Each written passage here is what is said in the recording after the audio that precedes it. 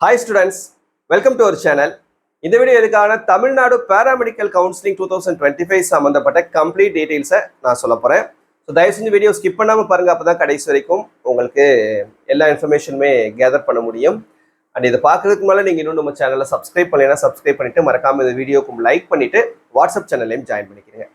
சரி, ஓகே. இப்போது இந்த தமிழ்நாடு பாராமெடிக்கல் கோர்சஸ் நமக்கு நிறைய கோர்சஸ் அவைலபிளாக இருக்குது. டிப்ளமா கோர்சஸ் இருக்குது, டிகிரி கோர்சஸ் இருக்குது, ஃபார்ம் டி கோர்ஸ் இருக்குது.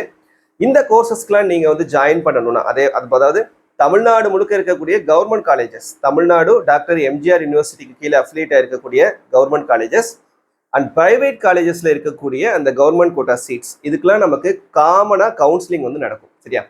தமிழ்நாடு மெடிக்கல் செலெக்ஷன் போர்டு தான் இந்த கவுன்சிலிங்கை வந்து கண்டக்ட் பண்ணுவாங்க.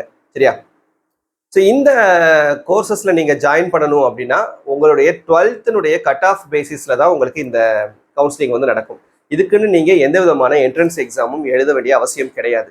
ஸோ நிறைய ஸ்டூடெண்ட்ஸ் வந்து நீங்கள் மெடிக்கல் ஆஸ்பிரண்ட்ஸாக இருப்பீங்க. எப்படியாவது நீட் எக்ஸாமில் நல்ல மார்க் எடுத்து எப்படியாவது எம்பிபிஎஸ்ல நம்ம ஜாயின் பண்ணிடணும் அப்படின்ற அந்த ஒரு கனவோடு இருப்பீங்க. ஸோ அதை நிறைவேற்ற முடியாத ஸ்டூடெண்ட்ஸ், அந்த எம்பிபிஎஸ் ஜாயின் பண்ண முடியாத ஸ்டூடெண்ட்ஸ், நிறைய ஸ்டூடெண்ட்ஸ் நீங்கள் வந்து என்ன பண்ணிக்கலாம்னா அந்த தமிழ்நாடு பாராமெடிக்கல் கோர்சஸை வந்து நீங்கள் வந்து சூஸ் பண்ணி அது மூலமாக நீங்கள் உங்களுடைய லைஃப்பில் வந்து மெடிக்கல் ஃபீல்டில் நீங்கள் வந்து செட்டில் ஆக முடியும். சரியா?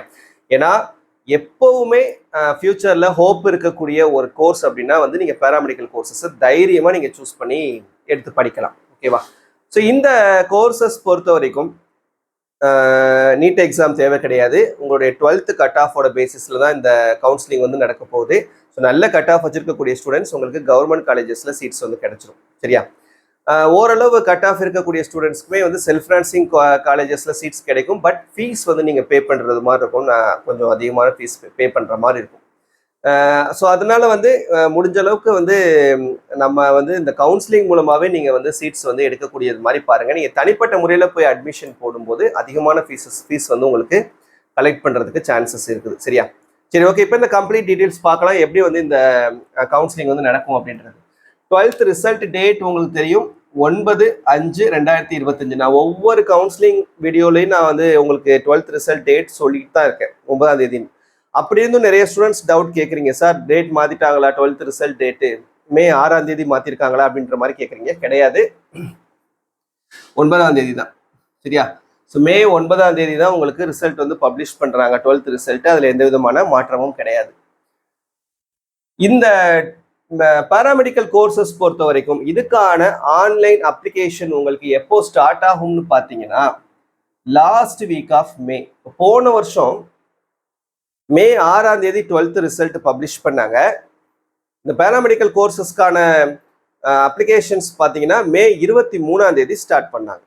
சரியா? கிட்டத்தட்ட ஒரு 17 நாள் கழிச்சு தான் உங்களுக்கு அப்ளிகேஷன் ஸ்டார்ட் பண்ணாங்க. லேட்டாக தான் ஸ்டார்ட் பண்ணுவாங்க பாராமெடிக்கல் பொறுத்த வரைக்கும்.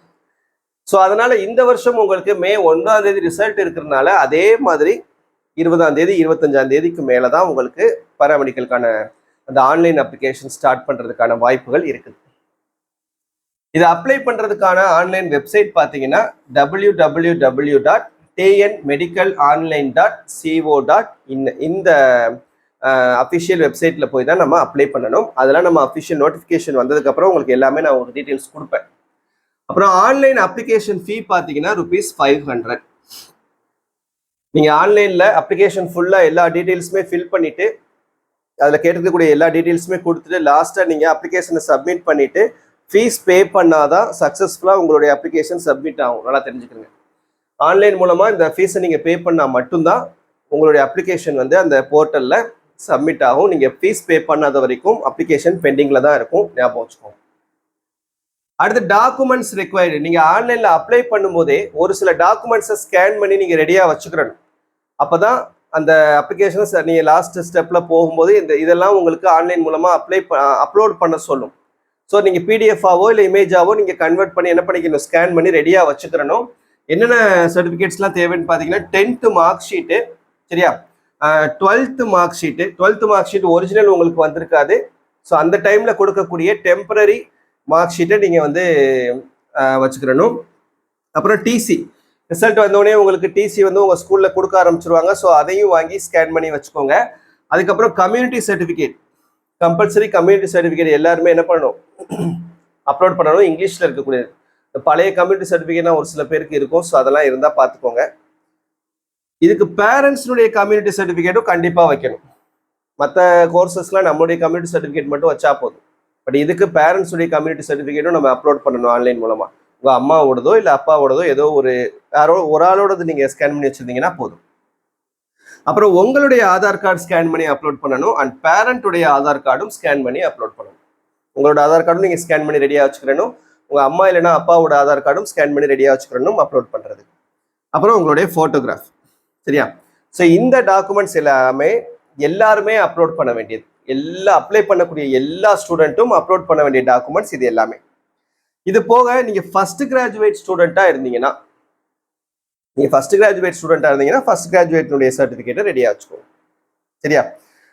அப்புறம் ஸ்பெஷல் ரிசர்வேஷன் கேட்டகரியில் நீங்கள் வரக்கூடியவங்களா இருந்தீங்கன்னா, ஸ்பெஷல் ரிசர்வேஷன்னா ஒன்று எக்ஸ் சர்வீஸ்மனுடைய அந்த கேட்டகரியில் வரக்கூடிய ஸ்டூடெண்ட். ரெண்டாவது பிடபிள்யூடியில் வரக்கூடிய அந்த கேட்டகரியாக இருந்தீங்கன்னா நீங்கள் அதுக்கான சர்டிஃபிகேட்ஸை ரெடியாக வச்சுக்கிறேன். சரியா? ஸோ இதெல்லாம் எல்லாருமே வச்சுக்கிற வேண்டியது. இது அந்தந்த கேட்டகரியில் வரக்கூடிய ஸ்டூடெண்ட்ஸ். இதெல்லாம் அப்லோட் பண்ணி ஆன்லைனில் ஃபீஸ் பே பண்ணி சப்மிட் பண்ணிட்டீங்கன்னா உங்களுடைய அப்ளிகேஷன் முடிச்சு கிட்டத்தட்ட இதுக்கு ஒரு 1 மந்த் நமக்கு டைம் கொடுப்பாங்க. ஒரு மாதத்துலேருந்து 40 நாள் வரைக்கும் டைம் கொடுப்பாங்க. சப்போஸ் டைம் தேவைப்பட்டால் எக்ஸ்டெண்ட் பண்ணுறது கூட வாய்ப்புகள் இருக்குது. போன வருஷம்லாம் எக்ஸ்டெண்ட் பண்ணாங்க.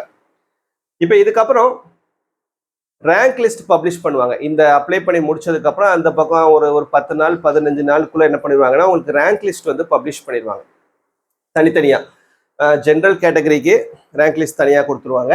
ஸ்பெஷல் ரிசர்வேஷனில் எக்ஸ் சர்வீஸ்மேனுக்கு தனி ரேங்க் லிஸ்ட்டும் பிடபிள்யூடிக்கு தனி ரேங்க் லிஸ்ட்டும் உங்களுக்கு தனித்தனியாக வந்து பப்ளிஷ் பண்ணி முடிச்சிருவாங்க. இதுக்கப்புறம் உங்களுக்கு கவுன்சிலிங் ஸ்டார்ட் பண்ணுறதுக்கு கொஞ்சம் டைம் ஆகும். நீட் கவுன்சிலிங் முடியணும். நீட் கவுன்சிலிங் இருக்குது பார்த்தீங்களா, all India quota, Tamil Nadu state கோட்டானுடைய நீட் கவுன்சிலிங் முடிஞ்சதுக்கு அப்புறம் தான் இந்த தமிழ்நாடு பேராமெடிக்கல் கவுன்சிலிங் ஸ்டார்ட் பண்ணுவாங்க. ஏன் அப்படின்னா அதுக்கும் அப்ளை பண்ணியிருப்பாங்க ஸ்டூடெண்ட்ஸ், இதுக்கும் அப்ளை பண்ணியிருப்பாங்க. அது கிடைக்காத ஸ்டூடெண்ட்ஸ், நீட்டில் எம்பிபிஎஸ் சீட்ஸ் கிடைக்காத ஸ்டூடெண்ட்ஸ் இதுக்கு வந்து நீங்கள் கவுன்சிலிங் அட்டன் பண்ணணும் அப்படின்றதுனால நீட் கவுன்சிலிங்கை ஃபர்ஸ்ட் நடத்தி முடிச்சிருவாங்க. அது முடிஞ்சதுக்கு அப்புறம் தான் இதுக்கான கவுன்சிலிங் உங்களுக்கு ஸ்டார்ட் ஆகும். 9ஆம் மாதம் ஆயிடும் இதுக்கான கவுன்சிலிங் உங்களுக்கு நடக்கிறது. அப்போ உங்களுக்கு என்ன ஆகும்னா இந்த ரவுண்ட் 1 ஃபர்ஸ்ட் ரவுண்ட் என்ன செய்வாங்க அப்படின்னா ஃபர்ஸ்ட் உங்களுக்கு ஸ்பெஷல் ரிசர்வேஷன் கேட்டகரி ஸ்டூடெண்ட்ஸ்க்கான கவுன்சிலிங்கை ஸ்டார்ட் பண்ணுவாங்க.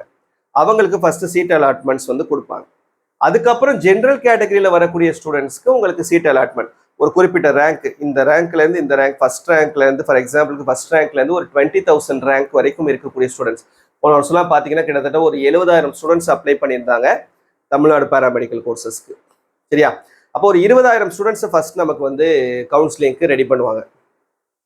அவங்கள கவுன்சிலிங்க்கு கூப்பிட்டு அவங்களுக்கு சீட் அலாட்மெண்ட் கொடுப்பாங்க. அவங்களுடைய கட் ஆஃப் பேசிஸில் அவங்க சாய்ஸ் ஃபில்லிங் எப்படி கொடுத்துருக்காங்களோ அதை பேஸ் பண்ணி அவங்களுக்கு வந்து ஒரு சீட்டை அலாட் பண்ணுவாங்க. சரியா? ஸோ இந்த சீட்டை அலாட் பண்ணவுன்னா அவங்க என்ன செய்யணும், ஒரு குறிப்பிட்ட டேட் கொடுப்பாங்க. அந்த டேட்டில் அந்த ஸ்டூடெண்ட் அவங்களுக்கு அலாட் பண்ணியிருக்கக்கூடிய காலேஜுக்கு நேரடியாக போய் அந்த ஒரிஜினல் சர்டிஃபிகேட்ஸ் எல்லாத்தையும் கொடுத்து வெரிஃபை பண்ணி அந்த சீட்டை அவங்க ஃபீஸ் பே பண்ணி கன்ஃபார்ம் பண்ணணும். கவர்மெண்ட் காலேஜாகவே இருந்தாலுமே ஒரு மினிமம் ஃபீஸை வந்து நீங்கள் பே பண்ணி கன்ஃபார்ம் பண்ணணும். கன்ஃபார்ம் பண்ணிங்கன்னா தான் உங்களுடைய சீட் கன்ஃபார்ம் ஆகும். நீங்கள் நேரடியாக போகாத வரைக்கும் அந்த சீட் உங்களுக்கு கிடையாது.